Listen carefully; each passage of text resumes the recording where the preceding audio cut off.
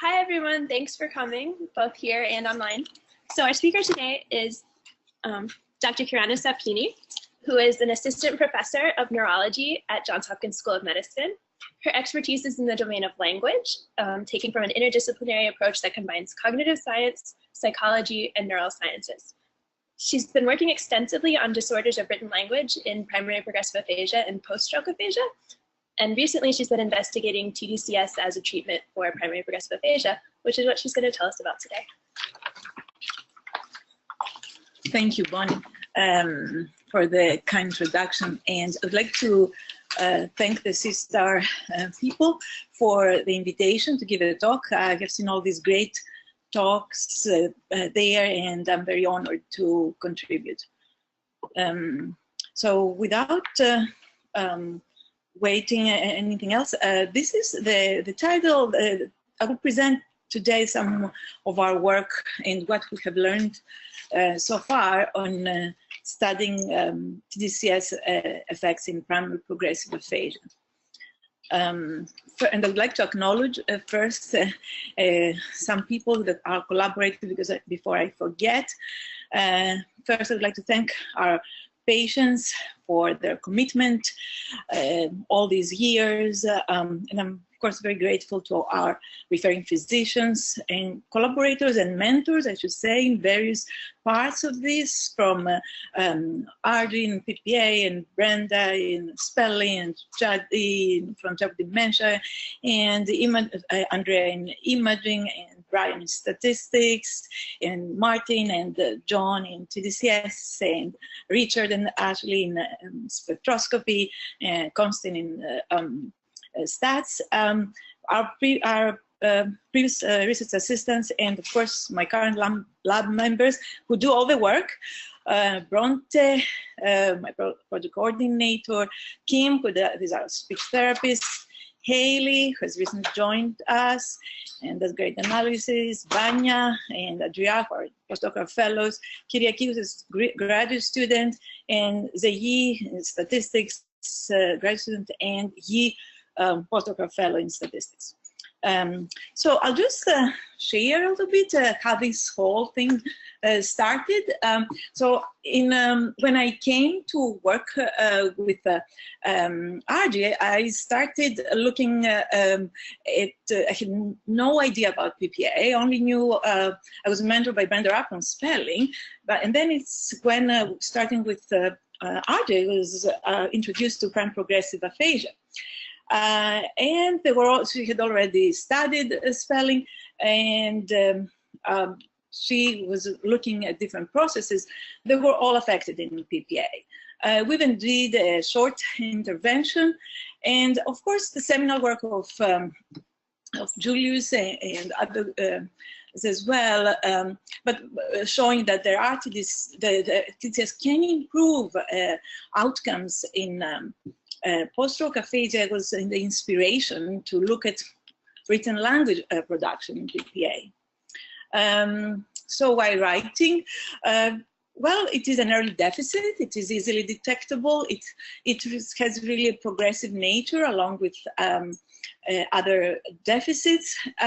And recent also work from Brenda's lab has shown specific cognitive functions that can be impaired and brain areas associated. And of course, writing nowadays has also been a great alternative communication that is an amazing resource for those people who, when their oral communication fails. And these are some models, that a very basic model of, so what happens in a written word production here. So you hear a word, you analyze it, goes to the input lexicon, and of course you need a semantic system to know what it means, and the orthographic lexicon to know how it is written, and to a graphemic buffer to keep the items, the graphemes, the letters there, and the rest I will not talk about. But I will mostly concentrate on what happens here until the production, the written word, the semantic system, orthographic lexicon, and of course phoneme to grapheme, non-semantic rules that lead to written production. I will get back to it, so I don't need to remember any of what I just said. Okay, so in prime progressive aphasia, it is, for many of you who know, it is a very it is a progressive, I shouldn't say disease, syndrome. It's always Arj would correct me in the beginning, that has 3 variants. So they are it is a conglomeration of syndromes. It's many times it is hard to diagnose. There are areas, language areas, all affected in different degrees, mostly in the left hemisphere. It has a progressive nature, and only the longitudinal progression may determine variants, and this diagnosis may change. And the underlying disease also is very variable, and only autopsy, of course, can confirm it. So the diagnosis is that is done by experts, MRI, and lots of neuropsychological testing is very challenging. The prognosis is also very variable and many times unpredictable. It is it has really it depends on the underlying disease that many times we don't know, or there might be combined pathologies, and these combined pathologies may range from corticobasal degeneration, Alzheimer's disease, frontotemporal degeneration. And to make things even worse, there is no treatment available.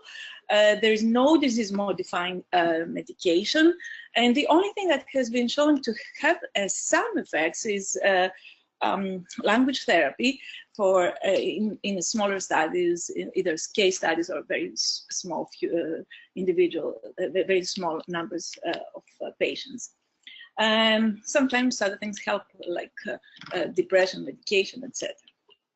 So there is really it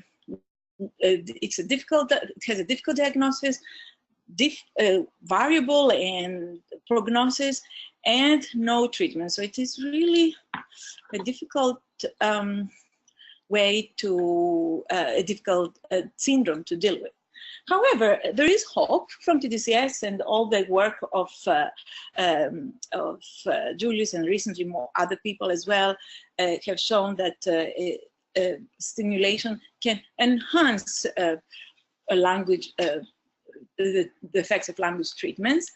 And also recent work from age-associated cognitive declines has shown that even in neurodegeneration, it can help.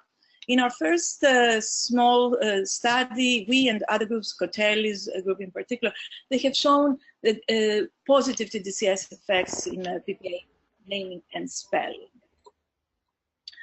And of course, we wanted to really investigate that, look at big cohorts of people, verify some of these results, and also look at mechanisms. So potential mechanisms that people have looked at are membrane and cellular membrane changes, long-term potentiation. I will not talk at all about that. Neurometabolite changes with GABA reduction at stimulation sites. I will talk about that. Functional connectivity changes at the stimulation site and other areas, network changes. I will talk about that.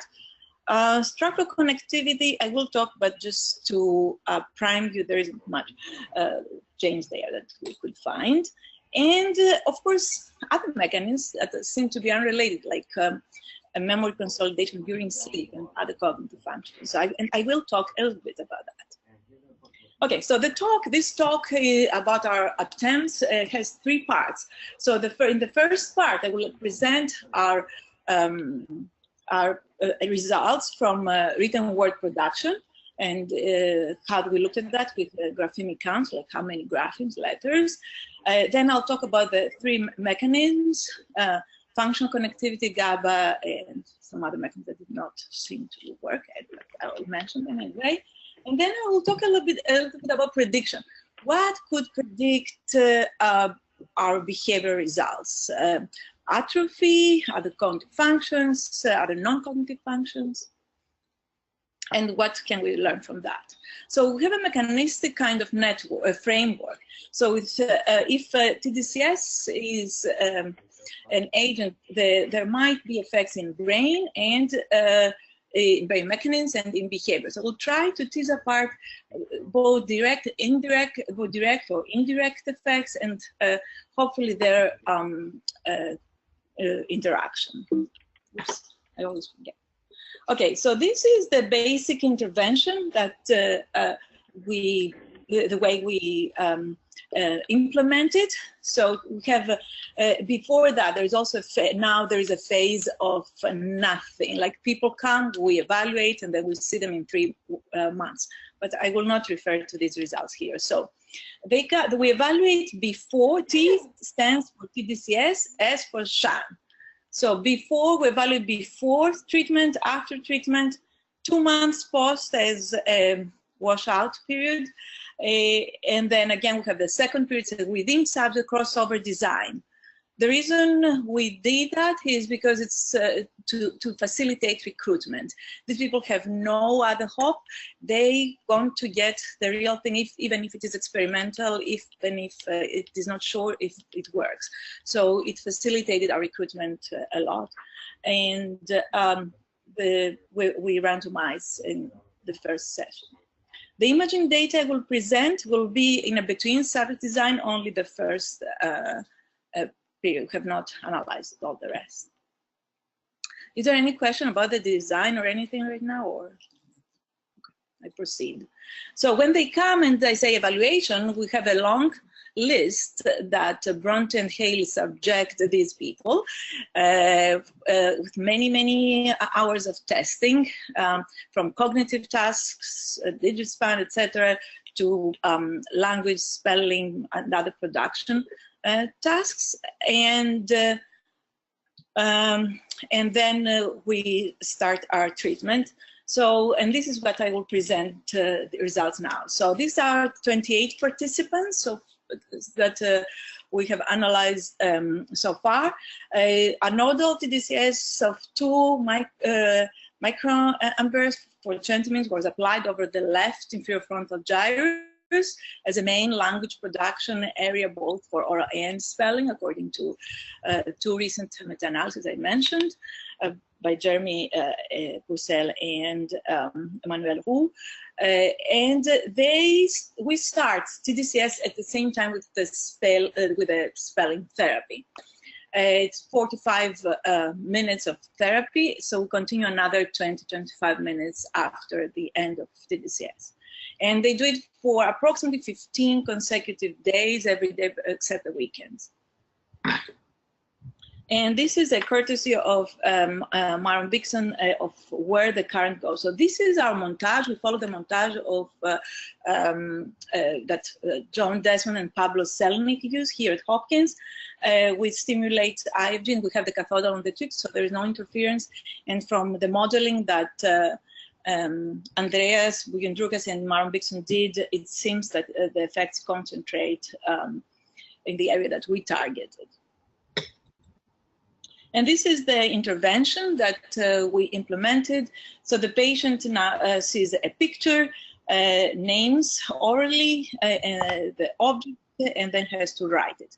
If they cannot naming, they are given feedback, and they are given the name, saying they cannot write it. And if they write it wrongly, like they did here, they are given feedback in a spell procedure as implemented by Bison and Rapsak and Rapp and Glukov. So they are corrected. They also learn to spell each letter, spell it out, and the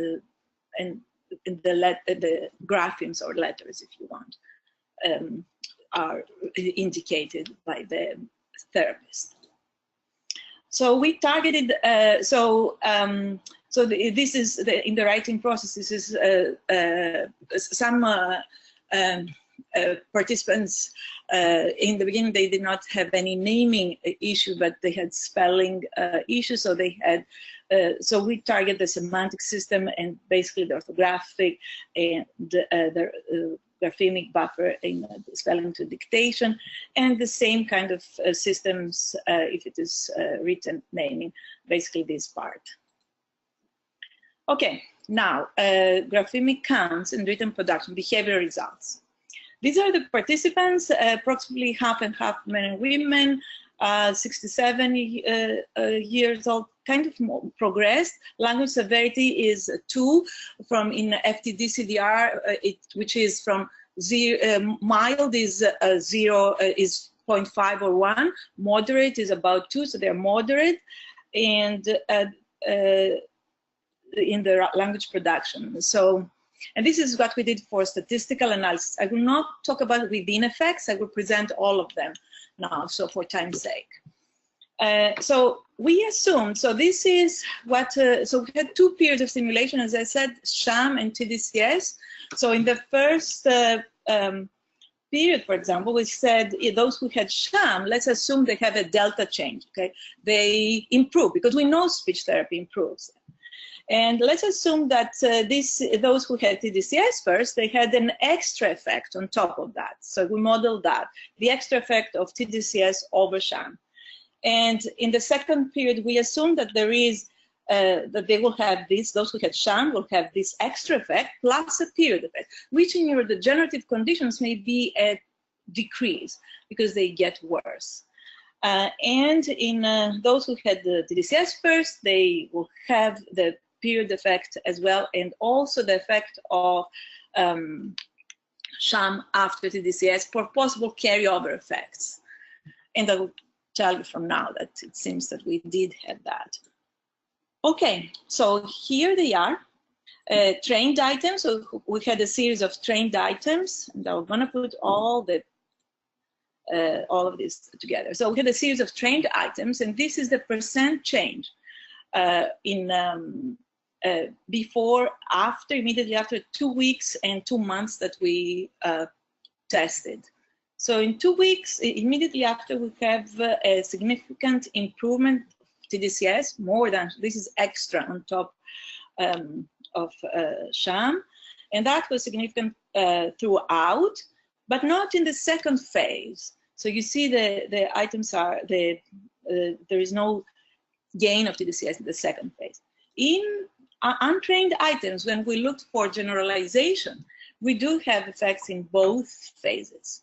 So the first, and they are significant. So the reason we don't see it here is because they are the same as in the first phase. So the bottom line of all that is that for trained items, we had beneficial effects of tDCS that is restricted to the first period. So there was possibly a carryover effect.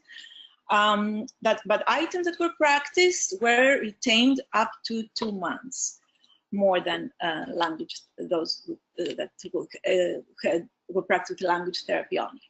For untrained items, when we looked at generalization, we did see that tDCS was more effective and resulted in lasting gains than language therapy alone.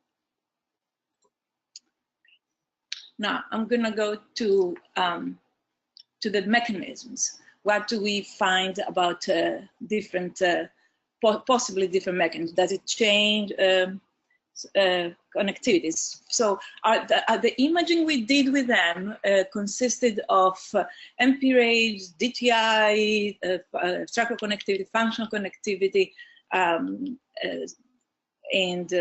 spectroscopy. And the way we analyze, we use Andrea Faria's methods that parcellate the brain in, I think it's 283, depending on the version of their parcellation map, in different areas. So they treat each area of the brain as a separate ROI. And in this area, you can superimpose DTI measures like FA and MD, diffusivity and functional anisotropy. You can also impose resting state analysis with correlations on these maps. and volumes. Andrea will be doing the workshop on their methods at the Academy of Aphasia. So for those who are coming, they will learn, they will have a hands-on experience on that. For these, for the imaging part, we have 24 subjects. Some of our participants were claustrophobic, so they did not, we did not scan them. So, and each of their brain was divided in the own in native space, and we identified ROIs in the language network. So we looked at left IFG, superior temporal gyrus, supramarginal gyrus, angular gyrus. I have superior twice, but middle temporal, inferior temporal, fusiform, and temporal pole. And of course, the right homologs in case there was some there were interesting effects there. So we did not find, the bottom line, we did not find any change in gray matter volume into the tDCS or sham or condition. So there was, and we did not expect it, since it's 3 weeks, a very short time to change, to increase brain volumes. In structural connectivity, the same people, we calculate functional anisotropy, mean diffusivity. We did not find any changes due to tDCS or sham. So for the same reason, we see that structural changes, there are no structural changes apparently that are subject to tDCS interventions. Now, for functional connectivity, so we had again 24 participants split in 12 tDCS, 12 with sham, 7 minutes, 210 acquisitions, and these are the parameters for those who are interested. And of course, we split them in the same area, same ROIs, I should say, as what you saw for DTI and MP-RAGE, structural connectivity. And these are the characteristics of these people. Really half more advanced in a way in their disease, at about 2 as language severity, so moderate progression. So, and these are the methods. I know that sample may be interesting. I'm sure Chris Rorden, if he's there, he is interested. But I'll just say very, very briefly that we used in these areas that we separated. We used Pearson correlation coefficients that were Z-transformed for each ROI, and then we evaluate an average treatment effect. So for each ROI, we looked at the correlation between pairs before and after sham or tDCS, and we subtracted these.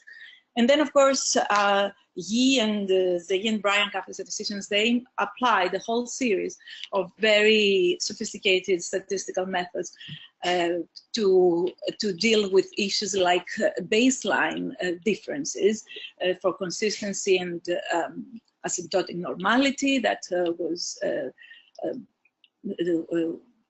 that they saw in some people. And then they regressed all of these on looking also at effects of age, effects of years of post-onset, gender, total severity, and they looked also at how much variance all these other factors contribute to the behavioral outcomes except or on top of functional connectivity changes. Then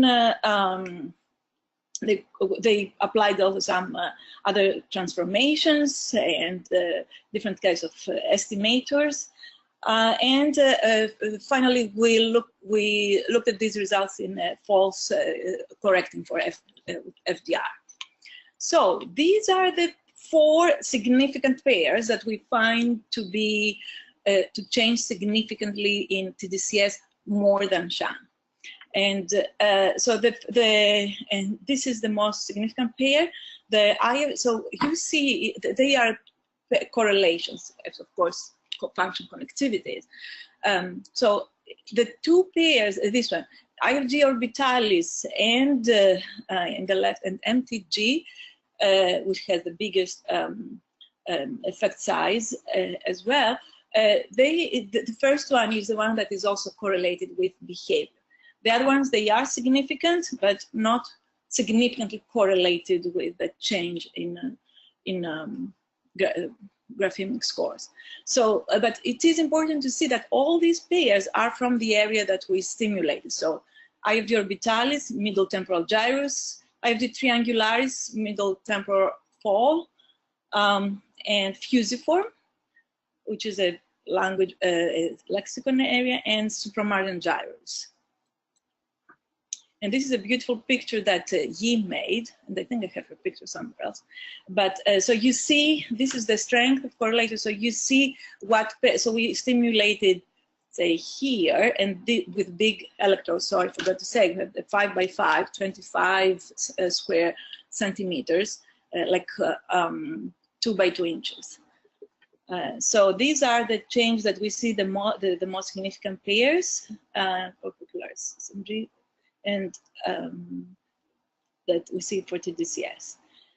We also looked at other networks. Basically, we looked at default mode network, because there are some there were previous studies that they say language therapy itself changes the default mode network. We did not find any changes. We found, though, some changes in inter-network connectivity, like language nodes of the language network and DMN. And I won't go too much into it. Oh, this is Yi. Fine. I thought I was wondering where I put her picture. So she made all these beautiful pictures, and these are the changes. I just wanted to show you that some of them are in the right hemisphere. The significant changes in inter-network connectivity, but mostly again from the IFG area. So to summarize.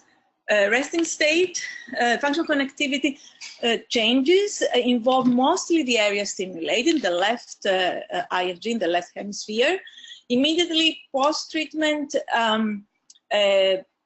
we see these changes from the left IFG. There are no changes in DMN, and there are some changes between the networks. Okay, now I continue to GABA changes. This is study that we did with Ashley Harris and Richard Eden here at Hopkins. Now Ashley is in Calgary. And the reason is because there are these studies by Charlotte Stagg in Oxford that one session of tDCS in normal people lowers GABA, and this is which is an inhibitory neurotransmitter. So if you lower the inhibition, you facilitate the synaptic transmission of the message.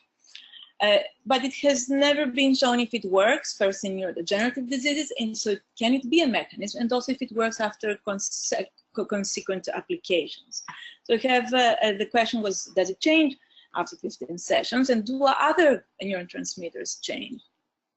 So, and these are all the very sophisticated methods that they applied for that. And this is basically what we did. So there is, for GABA, there are two areas. We measured the differences at the IFG voxel, which is a big one, okay, 3 by 3 by 3 centimeters, and the control area that we don't expect change, sensory motor cortex in the right hemisphere. And this are the how they analyzed according to the methods that Richard and his group have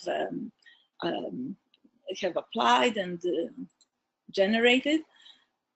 So what we find is we did not find any changes in GABA or GLX in the sensory motor voxel, either with tDCS or sham. That was good. There was no change in GABA or GLX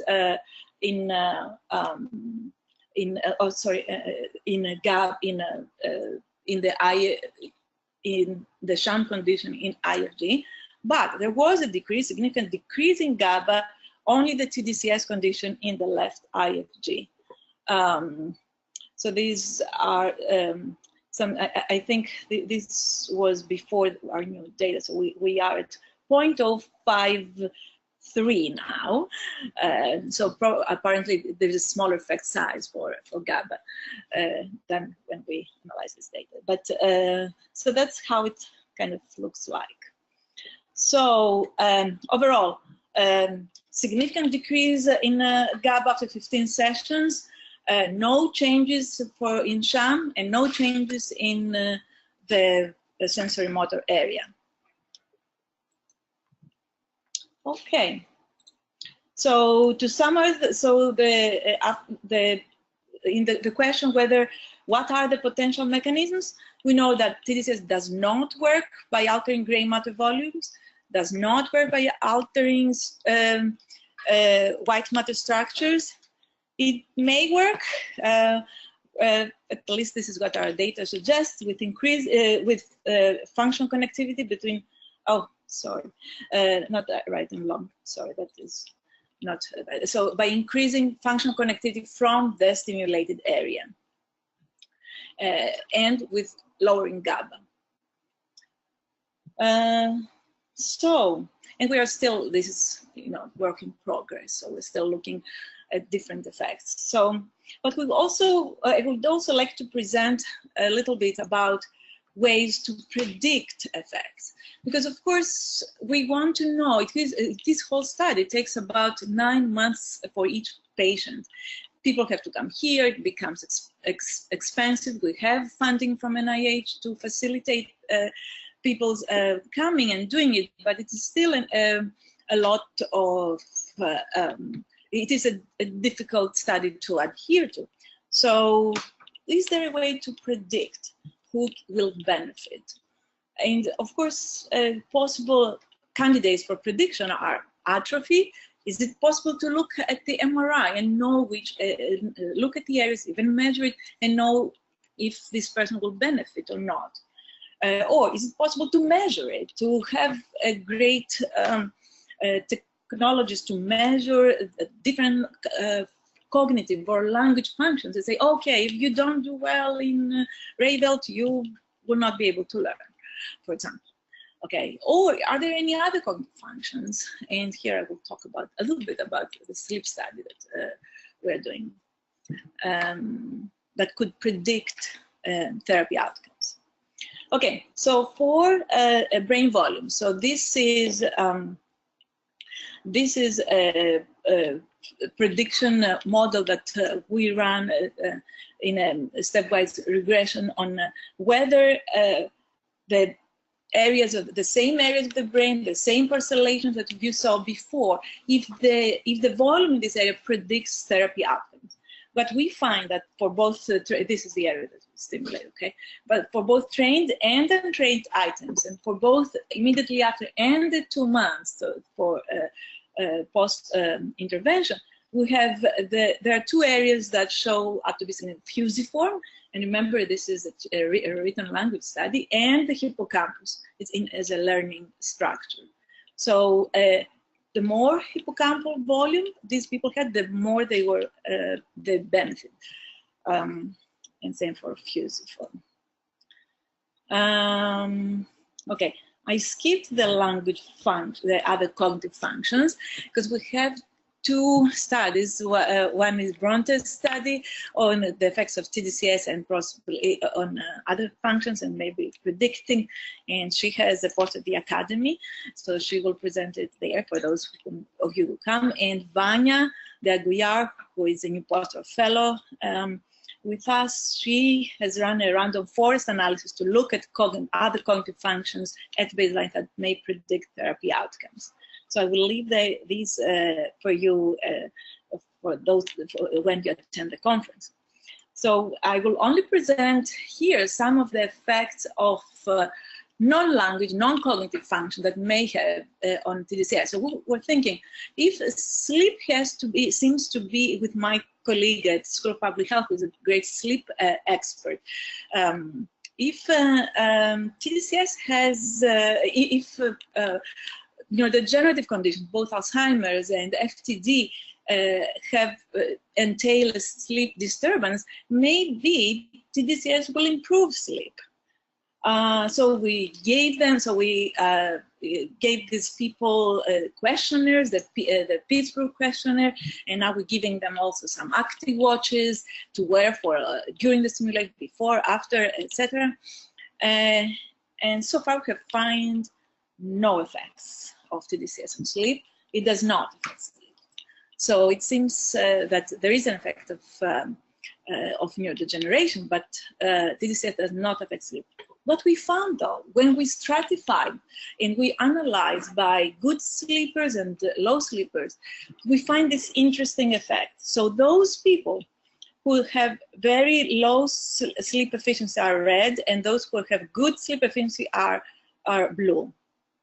Okay, so it seems that those who, and this is in the second period, so it seems that those people that sleep, tDCS may not affect sleep, but sleep may determine who is going to benefit from either language therapy or tDCS. So it may be a very strong candidate that affects therapy effects in general. And those who sleep better, here, as you see, especially here, they benefit more. This has a more long-lasting effect. So yeah, so this the rest I will not touch. So in what predicts therapy, I just want to know. I put the picture of the people who work with me, so I did not forget. But I apparently forgot to put them in the right slide. So I put them all together, so I don't, you know that. So this is Bronte and Vanya and Haley, and I don't have Kim and other people, but so these are people who did all these interesting analysis and work. So what predicts therapy outcomes? Atrophy predict? Yes, atrophy does predict. Other cognitive functions, some of them, but I will leave it open for the moment. And does sleep predict? Sleep does not predict tDCS, but sleep may predict, quality of sleep may predict in general therapy, therapy outcomes. Okay, and future direction. So besides recruiting more people and looking at analyzing data, I think we're very entrenched into it now, especially for the conference. One of the things that we should look at, and I would be very interested in, is to see individual to look at these measurements, these therapy outcomes, according to the particular patient's deficit. As I said, the spelling deficit may be very diffuse for each participant. So you may have one or two, or like it may be relative. And it's very rare the case that they have only one. It's except from some case of people with semantic dementia, semantic variant PPA, who seem to have a lexical deficit. So we want to, and we have some preliminary data to show that they are different from others, from the other groups. So we want to look at these in a kind of case series studies or individual data, or more homogeneous groups according to deficit, in the functional deficit together. Yeah, so the other direction we are going is whether we should stimulate, and now so far we did the same type of therapy that encompasses both the strengthening of the lexical root and sublexical root. And I think, according to David Howard and his colleagues, when they talk about how to disentangle effects of deficits, is to apply to all population. So we did that, but some benefit, some do not. So then, in addition of that, the tDCS poses also the extra complication, but also possibility to look at different areas. And so far, we've looked only one area to understand what is going on, but we're going to try now different areas that maybe according to the depth to each particular person's depth, like supramarginal or temporal or even bilateral areas that we're interested in. And of course, we always want to look at the effects of this in functional language outcomes or in real life. We give people huge questionnaires of what they do, how this may affect their life, or to what we want to see. We have not analyzed all that. And of course, I mean, you all know that it's very hard to get an actual change in functional language outcome and to be able to go and order some food at the restaurant, but it's still one of the things that we strive for, and hopefully we'll have some answers. And finally, we'd like to acknowledge all our funding from Johns Hopkins Center of Learning, then NIH, the NIH-DCD, and all our sponsors, participants, private sponsors, philanthropists who donate time, resources, and for us to pursue better treatments for individuals with PPA. Thank you.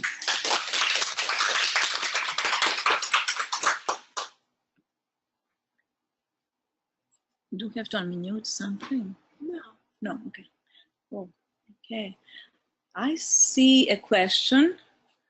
I will read it because I see it here. Unless, is there a question here? Which variant benefited the most from TDCS? Okay, very good question. So Raj here is asking which variant improved the most and benefited the most from TDCS. So when we looked at, with the data we have so far at variants, those who improved the most were the non-fluent variant.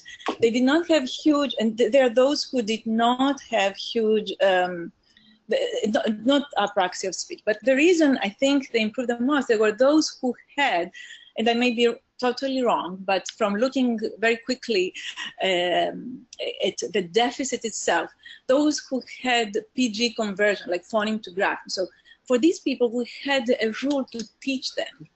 And those who improved not the less, but it didn't generalize, okay? Or the semantic variant, it did not generalize, but they did improve. They learned, but they did not, they learned, they had a lexical deficit. So either teach them, they get it.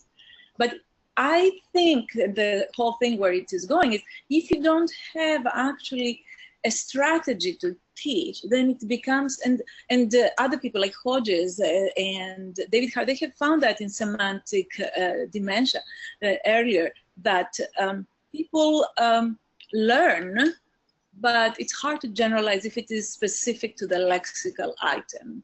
And I think this is really what we see in a semantic variant. Yes, thank you. Probably our people have heard of this so many times. So, Okay. Kyrana, yes. What advice would you give practicing clinicians who don't have access to tDCS but treatment from what you've learned so far? What have learned so far? Okay, so Donna Tippett here is asking, what advice could we give based on these studies to clinicians who do not have access to tDCS or these devices for PPA? But they wanted to do spelling therapy. But they want to do spelling therapy. I would say that it depends on the patient that they have.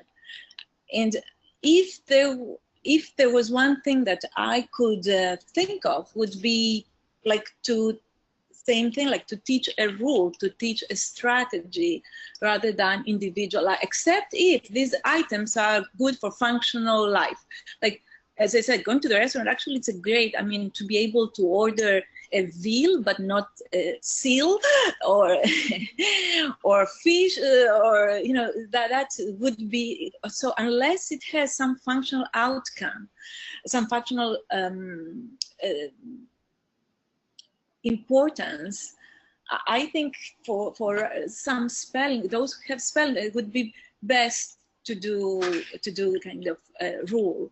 Or other things that we do is, like, we try to train the graphemic buffer, so we extend the phonological input, so we make them think one graph into phoneme correspondence at a time, to extend that, the possibility of that, and make one information at a time available.